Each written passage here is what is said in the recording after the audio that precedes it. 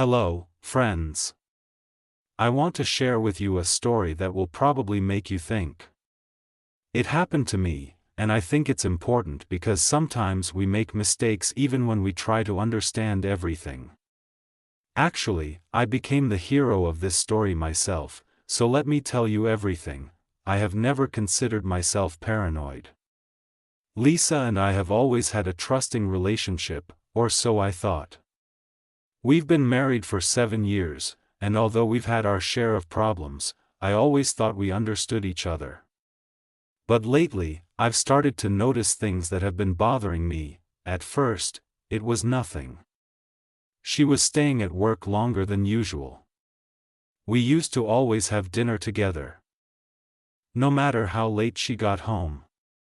But now she started texting me messages like, "Don't wait, I'll eat in the city." Or "I have a lot to do, I don't know when I'll be back." At first I didn't pay attention to it, because I realized that work is work. But then I noticed that even when she was at home, she kept her phone with her at all times. Lisa was always open, she could leave her phone in the kitchen or in the living room when she went to the shower. And now she was even taking it to the bathroom. And what hit me the hardest was that she started hiding the screen from me when she received a message. One evening, I saw her sitting on the couch, texting someone on her phone. I came closer to kiss her on the cheek, but she instantly blocked the screen and put the phone down next to her. It was so strange. "Who are you texting with so intently?" I tried to joke.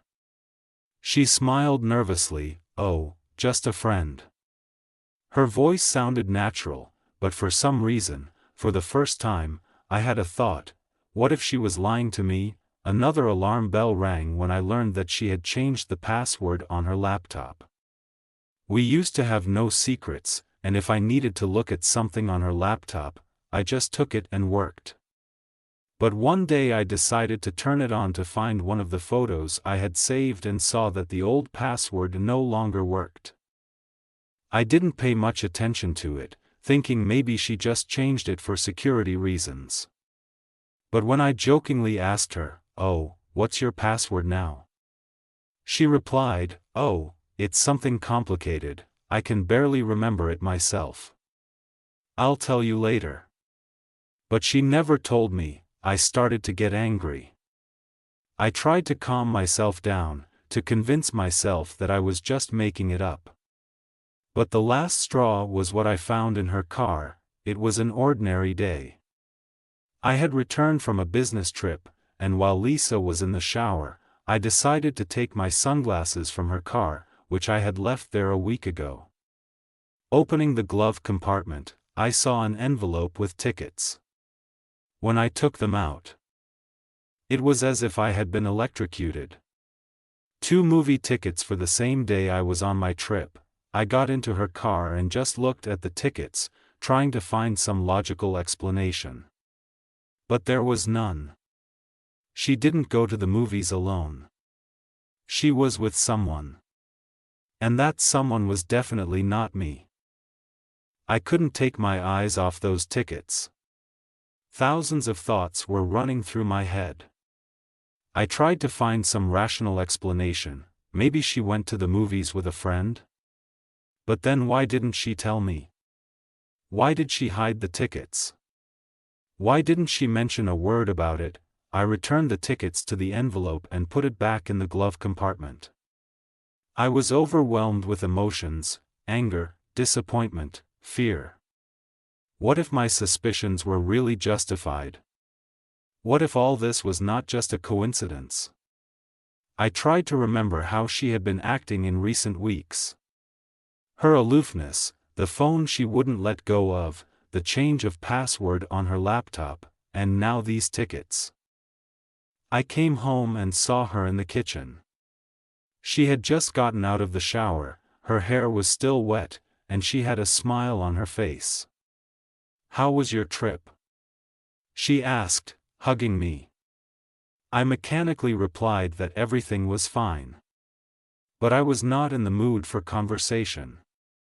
My mind was occupied with only one thing: how to find out the truth. That night I hardly slept. I tossed and turned in bed, listening to her steady breathing next to me. Part of me just wanted to ask, "Lisa, who did you go to the movies with?" But the other part was afraid of the answer. What if she lied? Or, on the contrary, tell me the truth that I wouldn't like? I knew that if I broached the subject, there would be no turning back. The next morning, I decided for sure that I needed to find out the truth. And if I can't just ask, I'll have to find another way. I had an acquaintance who hired a private detective a few years ago when he suspected his wife of cheating. At the time, his suspicions were not confirmed, but he said that the detective was very good. He knew how to work discreetly and quickly find information. I decided to find this man's contacts. I called my friend and tried to strike up a conversation unobtrusively, but he immediately realized what I was getting at. "Are you serious? You always said Lisa trusted you." He was surprised. I sighed. I thought so too. But I have reasons to doubt it. He was silent for a while, and then he texted me his number. I sat for a long time looking at the number on my phone. I felt uncomfortable. I never thought I would ever stoop to such a thing. But in the end, I dialed it. The detective answered almost immediately. His voice was calm and professional. I briefly explained the situation. He listened to me without any emotion and said, "Give me a week. I'll find out who she's seeing." The last phrase hurt me so much that I couldn't even answer right away. I did not say that she was seeing someone. I just expressed my suspicions. But he spoke as if it was a fait accompli. I agreed with him. He said he would follow her, check her routes, contacts, social networks. I turned off my phone and sat on the couch, staring at the wall. Part of me wanted nothing to be confirmed. I wanted to be a fool for suspecting my own wife for nothing. But the other part was already preparing for the worst. Days passed, and I felt as if I was being eaten up from the inside. I would wake up in the morning and immediately check my phone to see if the detective had written to me. During the day I tried to work, but I couldn't concentrate. In the evenings, I would look at Lisa and try to understand. Is she really hiding something, or am I just going crazy? The worst part was watching her calm behavior. She behaved as usual, making coffee in the morning, joking, asking how my day was. At the same time, I felt betrayed, even though I had no proof. On the third day of my wait, I received a call from a detective. I immediately felt that he had something important to say. "We need to meet," he said. "I have something interesting." I felt hot. I asked if we could talk on the phone, but he said no, it's better to see it in person. We agreed to meet at a coffee shop near my office. I arrived 15 minutes before the appointed time, but he was already there, sitting at a far table with a cup of black coffee. The detective looked exactly as I had imagined: a middle-aged man with a piercing gaze, short hair, and a simple shirt and jacket. He gave me a quick appraising look and pulled a small flash drive out of his bag. "There's something here you need to see," he said, placing it on the table. My heart was pounding like crazy. I took the flash drive and looked at it. "Is this it?" He took a sip of coffee. Not looking away, "Yes," he answered briefly. I could barely breathe. I had no more doubts. Now I would get an answer. I asked what exactly was written there. The detective shrugged his shoulders. "You'll see for yourself." I didn't know if I wanted to see it right now, in the coffee shop. It seemed that the whole world was waiting for the moment when I would insert this flash drive into my laptop. "There's a video from the restaurant," he finally said. "I think you'll be interested." I quickly paid and walked to the car, holding the flash drive in my hand as if it were the key to the truth. When I got home, I locked myself in my office, turned on my laptop, and plugged the flash drive into the port. I found a single file, a video. I pressed play, and a few seconds later froze. There was a restaurant on the screen, but it wasn't Lisa, it was me.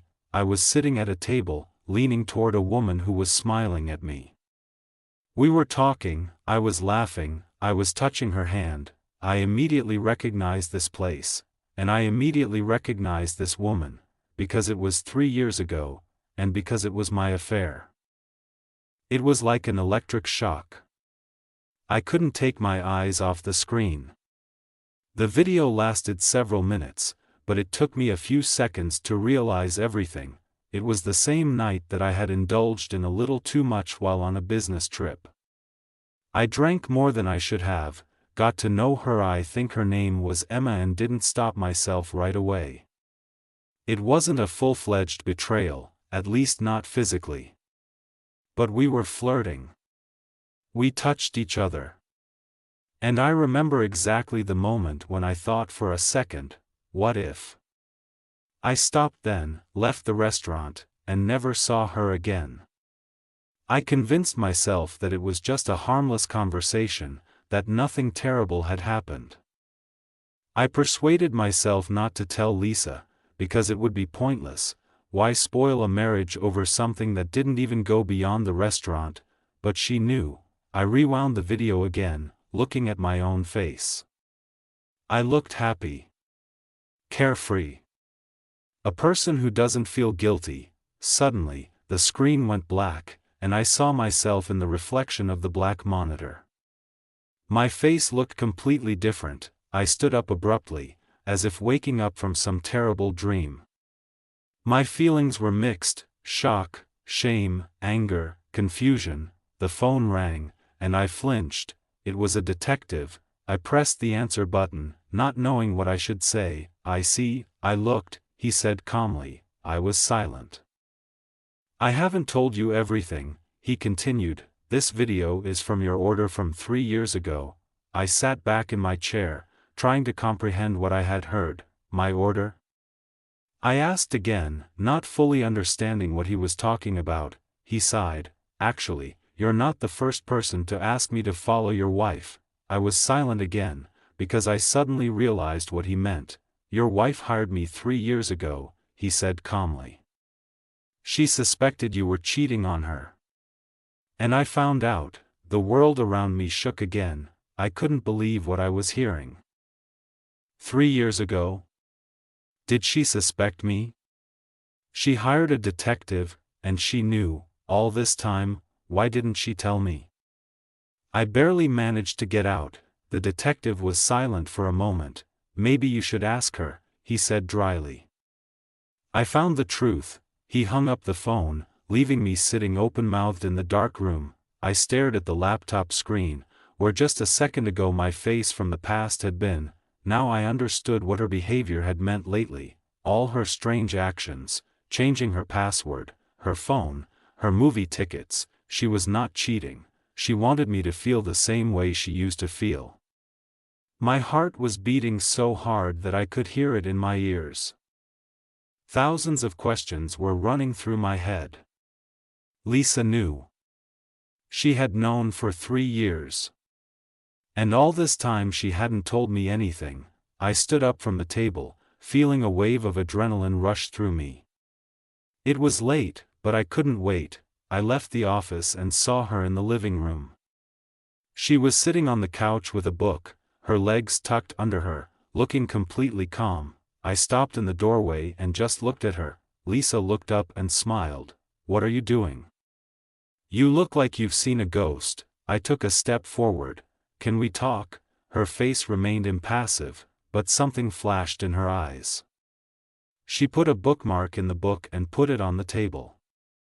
"Sure." I went over and sat down across from her. "I know," I said. She raised her eyebrows. "About what exactly?"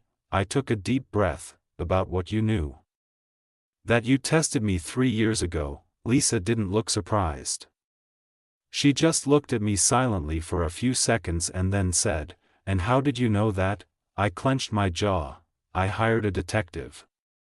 I wanted to check you out." She looked at me more closely, and her lips twitched. "You're serious?" "Yes," I said, leaning forward. "And do you know what he gave me?" "A recording of me." Lisa nodded as if to confirm my thoughts. "So you saw everything?" "Yes." I looked at her, trying to understand her emotions. She wasn't angry. She didn't even look disappointed. She looked like she was expecting it. "Why didn't you say anything?" I finally asked. Lisa took a breath and sat up straighter. "What difference would it have made?" She answered calmly. "Would you have denied it? Would you have started making excuses? Or would you have said it didn't mean anything?" I wanted to object, but I couldn't. She continued. "I then thought, well, if he really loves me, then it was a mistake, not a habit. And you know what the most interesting thing is?" I swallowed my saliva. "What?" She leaned towards me and said quietly but clearly, "I forgive you." My heart sank. Then why all this? Why make me to go through what I went through? She tilted her head to the side. "I didn't say anything. I didn't want revenge," she continued. "I just wanted to see what you had become. If you were really sorry. If you've changed." She looked at me long and hard. "And now I know the answer. What is she like?" I asked, almost in a whisper. Lisa smiled. "You're not just sorry. You're afraid of losing me." I clenched my fingers into a fist. "I am afraid, Lisa." She reached out and put her hand over mine. "Then don't ever doubt me for no reason," she said. "Okay?" I looked at her hand in my palm, then at her. "Okay?" I whispered. Lisa squeezed my hand and then, as if nothing had happened, asked, "So, do you want to watch a movie?" I laughed, because at that moment I realized, I don't want to lose anything. I want to start over. The next morning I woke up earlier than usual. Lisa was still sleeping. Her breathing was even and calm. I lay there for a long time, looking at the ceiling, trying to comprehend everything that had happened. My suspicions. My mistake. My own reflection on that flash drive. I felt like a fool. But most importantly, I felt guilty. I betrayed her trust 3 times. The first time was in that restaurant 3 years ago. The second time was when I didn't even realize that she was feeling something, when I didn't notice her pain. And the third time was when I began to suspect her without giving her a single chance to explain. I quietly got out of bed, trying not to wake Lisa, and went to the kitchen. I had to do something. I put on the coffee maker, took out eggs, bacon, and fresh bread from the fridge. I started preparing breakfast without even thinking about what I was doing, just letting my hands work while my brain tried to find the right words. When Lisa came out of the room, she stopped in the doorway and looked at me in surprise. "Is something wrong?" she asked. I smiled. "I just wanted to make you breakfast." She raised her eyebrows skeptically, but sat down at the table. "I have a feeling this is for a reason," she said. I put the plate in front of her, sat down across from her and looked her in the eye. "I want to thank you." Lisa raised her head. "For what?" "For your patience," I said. "For carrying this around for 3 years and not letting it destroy us." She didn't say anything. She just looked at me with a long, attentive gaze. "And I also want to apologize," I continued. Lisa slowly put down her fork. "You have no idea how long I've been waiting for these words." I suddenly found it hard to breathe. I reached across the table and took her hand. "I'm not just sorry, Lisa. I understand." She squeezed my hand. "You know, I've been thinking a lot over the years, too." I looked at her questioningly. "And I realized that none of us are perfect," she said. "The main thing is that we are willing to work on it." I nodded. We sat in silence, holding hands as the coffee slowly cooled in our cups. In that moment, I realized that our marriage was not yet lost. On the contrary, it was just beginning to be rebuilt. A few weeks passed before I could really digest everything that had happened. At first, I was relieved. Lisa wasn't going to leave me. She didn't have any hidden resentment or desire for revenge. But then I realized how badly I had let her down.